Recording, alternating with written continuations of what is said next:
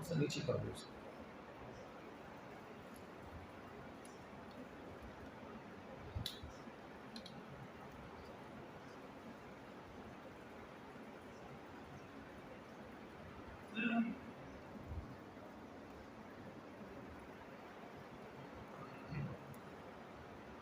تو کچھ لوگوں کو دیکھ کر ہم حسد کا شکار ہو جاتے ہیں.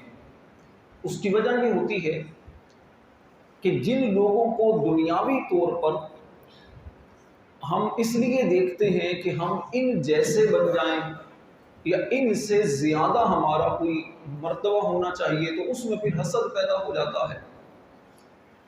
اس معاملے میں شریعت کی طرف سے، ہمارے پیارے نبی صلی اللہ علیہ وسلم کی طرف سے ہماری کیا رہنمائی کی گئی ہے، یہ سنیے. صحیح مسلم شریف کی حدیث ہے، نبی پاک صلی اللہ علیہ وسلم کا فرمان ہے، دنیاوی معاملے میں تم اپنے سے کم مرتبہ شخص کو دیکھو، اس کی وجہ سے تم اللہ تعالیٰ کی ان نعمتوں کی ناشکری کرنے سے بچو گے جو اللہ نے تم پر نعمتیں کی ہیں. حدیث پاک کا مضمون ہے. علماء کرام فرماتے ہیں کہ یہ حدیث پاک تمام بھلائیوں کی جامع ہے. ان چند جملوں کے اندر انسان کو دنیا کے اندر نبی کریم علیہ السلام نے زندگی کیسے گزارنی ہے، اپنا تصور کیسے رکھنا ہے، اس کو بیان کر دیا ہے. کیونکہ دنیاوی اعتبار سے جب آپ اپنے سے کم مرتبے والے بندے کو دیکھیں گے تو آپ کے دل میں شکر کی کیفیت پیدا ہوگی، شکر ہے میں اس سے بہتر ہوں. کل فیضان مدینہ میں ظہر کی نماز پڑھتے ہوئے میں ایک ایسے اسلامی بھائی کے قریب نماز کے لیے کھڑا ہوا جماعت میں کہ جس کی ایک ٹانگ نہیں تھی، ایک ٹانگ میں کافی لوہے کی اس کے لگی تھی، ایک ٹانگ بنی تھی، تو اس کے ساتھ وہ نماز پڑھ رہے تھے اور کھڑے ہو کر نماز پڑھ رہے تھے. کھڑے ہو کر انہوں نے میرے برابر میں نماز پڑھی اور جس مشکل کیفیت میں انہوں نے سجدہ کیا اسے دیکھ کر نماز کے اندر ہی میری خود اپنی آنکھیں نم ہو گئی. بڑی مشکل سے انہوں نے سجدہ کیا، سجدہ کر کے بڑی تکلیف دہ معاملات سے گزر کر پھر دوبارہ وہ کھڑے ہوئے. اس طرح انہوں نے 4 رکعت فرض پڑھے اور پھر اللہ کی بارگاہ میں دعا کی. اور بیٹھ کر جب انہوں نے بعد میں 2 سنتیں پڑھی تو وہ 2 سنتیں بھی ایسے کہ بڑی مشکل سے بیٹھ کر وہ ہاتھ باندھ کر بیٹھتے، لیکن سجدہ جب کرتے تو بڑا سجدہ اسی طرح زمین پر وہ کرتے. اسے دیکھ کر بے ساختہ یہی چیز میرے ذہن میں آئی اور اللہ کا کتنی بار نم آنکھوں سے شکر ادا کیا کہ مالک تیرا کرم، تیرا شکر ہے، تو نے ہمیں دونوں ٹانگیں سلامت دی ہیں. ہم دونوں ٹانگوں کی سلامتی کے ساتھ بھی مسجد میں نہیں آتے، اور ایک تعداد ہے کہ مسجد میں اگر آتی بھی ہے تو کرسی کا سہارا لے کر بیٹھ جاتی ہے. اچھے بھلے بات چیت کر رہے ہوتے ہیں، خوش گپیاں لگا رہے ہوتے ہیں، گھنٹوں کھڑے رہیں گے دوستوں کے ساتھ، لیکن مسجد میں آ کر ہمیں کرسی چاہیے. تو ایسے افراد کو جب بندہ دیکھتا ہے تو دل کے اندر شکر کی کیفیت پیدا ہوتی کہ مالک تیرا شکر ہے. شیخ سعدی رحمۃ اللہ علیہ جا رہے تھے، آپ کے پاؤں کا جوتا ٹوٹ گیا. دل کے اندر ایک کیفیت پیدا ہوئی کہ میں اتنا بڑا بندہ ہوں، پاؤں میں جوتا نہیں ہے میرے. چلتے چلتے ایک ایسے بندے پر نظر پڑی کہ جس کے پاؤں ہی نہیں تھے. فوراً رب کا شکر ادا کیا، مالک تیرا شکر ہے، پاؤں میں جوتا نہیں تو کیا ہوا، پاؤں تو ہے. تو جب اپنے سے کم رتبے والے، کم فضیلت والے ہم کسی بندے کو دیکھتے ہیں تو دل میں شکر کی کیفیت پیدا ہوتی ہے. یہاں میرے وہ پیارے بھائی، میرے دوست جو دنیاوی اعتبار سے زیادہ پیسے والے بندے کو تو دیکھ رہے ہوتے ہیں کہ یار اس کے پاس گاڑی بھی ہے، اس کے پاس اچھا گھر بھی ہے، اس کے پاس پیسہ بھی ہے، بڑی اچھی زندگی گزار رہا ہے، لیکن ان لوگوں کو نہیں دیکھتے کہ جس کے پاس ایک وقت کے کھانے کا بھی نہیں ہوتا، جو ہم سے زیادہ مستحق ہوتے ہیں، وہ ہم سے زیادہ مشکل حالات میں وقت گزار رہے ہوتے ہیں. اس کو نہیں دیکھتے. اگر ان کو دیکھتے تو پھر شکر کی کیفیت دل میں پیدا ہوتی. لیکن دیکھا دنیاوی معاملے میں اپنے سے بڑے شخص کو، نتیجہ کیا ہوا؟ نتیجہ ناشکری دل کے اندر پیدا ہو گئی. یاد رکھیے، مصیبتیں، پریشانیاں، ٹینشن، تکلیفیں جو آتی ہیں یہ اللہ کے پیاروں کو آتی ہیں. ناشکرے لوگوں کو، مصیبت میں مبتلا جو لوگ ہوا کرتے ہیں، ناشکرے لوگ نہیں ہوتے بلکہ اللہ کے پیارے ہوتے ہیں.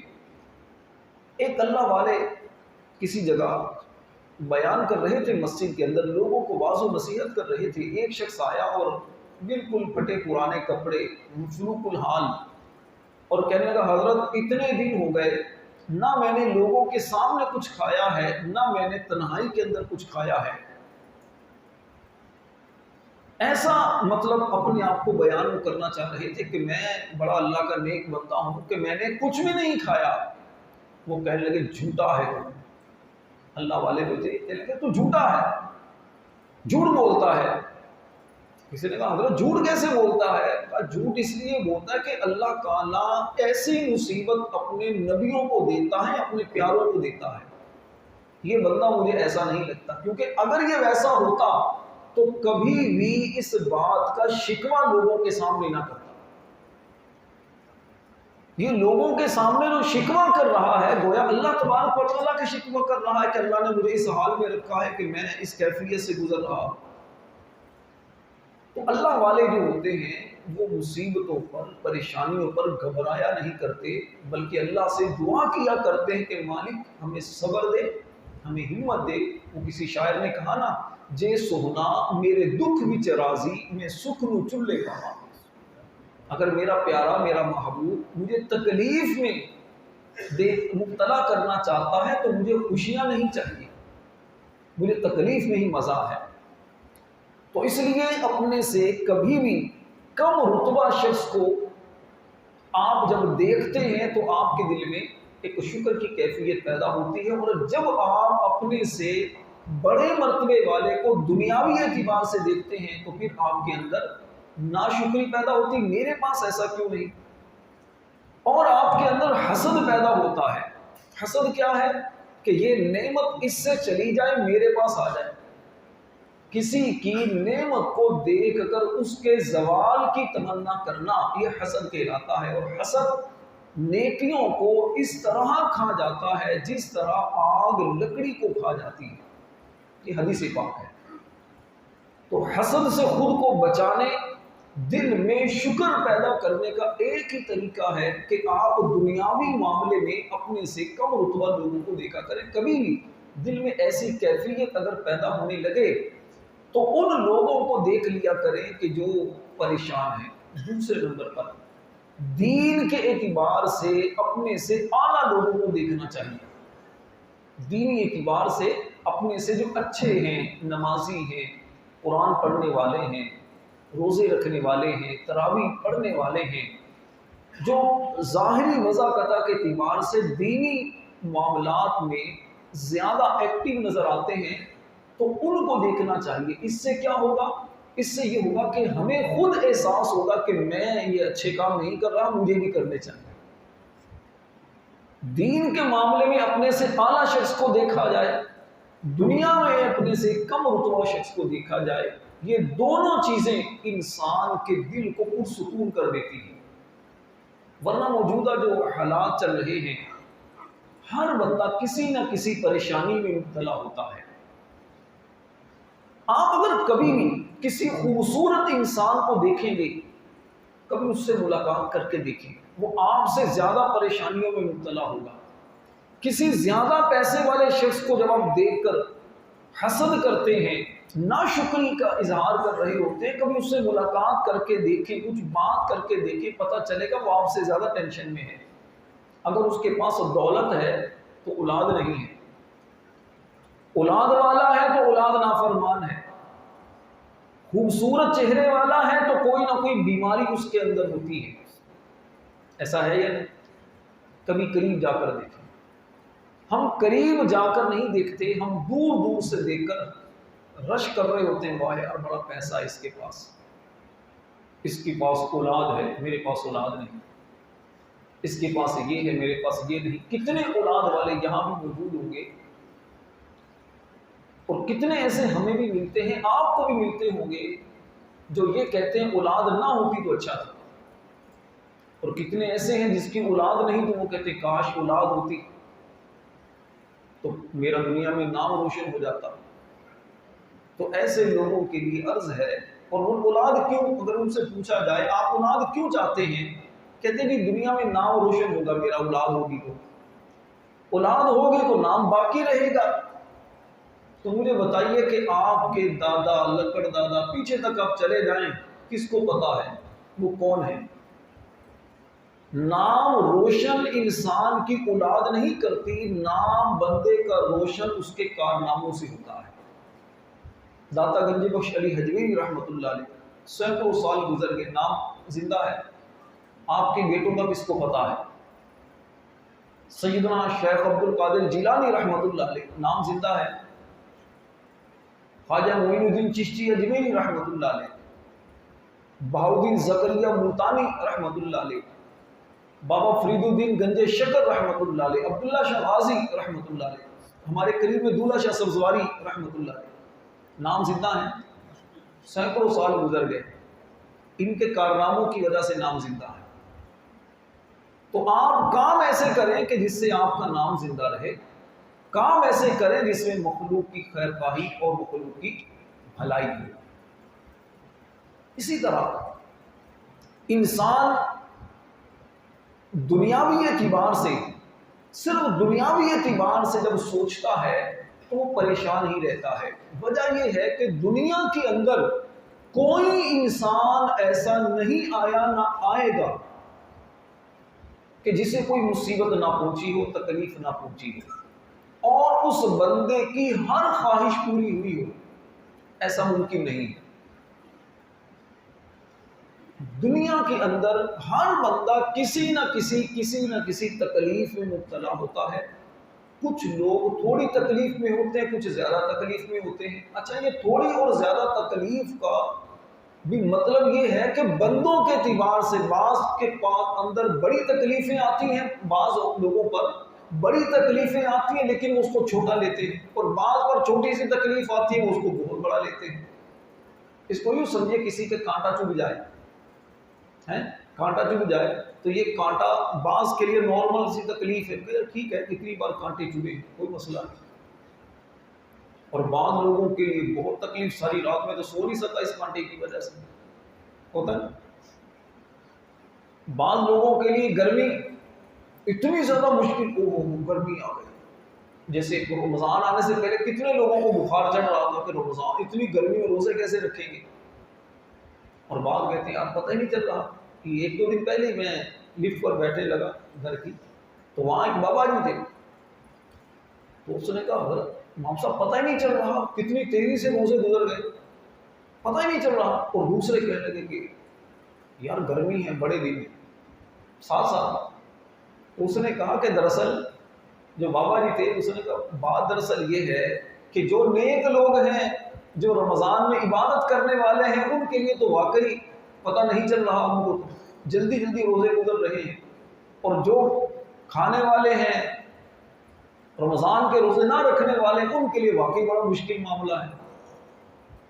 تو ہر بندے کے اعتبار سے یہ چیز مختلف ہوتی ہے۔ بعض جو سخت علاقوں کے ہیں، جنہوں نے زیادہ گرمیاں دیکھی ہیں، تو وہ اس گرمی کو انجوائے کرتے ہیں، گرمی نہیں ہے، سردی آ جائے، جیسے کراچی میں کچھ چند دنوں کے لیے سردی آتی ہے تو لوگ سردی کو سیلیبریٹ کر رہے ہوتے ہیں، تو تمہیں موٹے موٹے سے وہ کوٹ پہنیں گے، سوکس پہنیں گے، نیچے پہنیں گے، اوپر یہ وہ کر کے پتہ چلے گا جناب سردی آ گئی، اور بعض اس میں بھی نورمل چل رہے ہوتے ہیں۔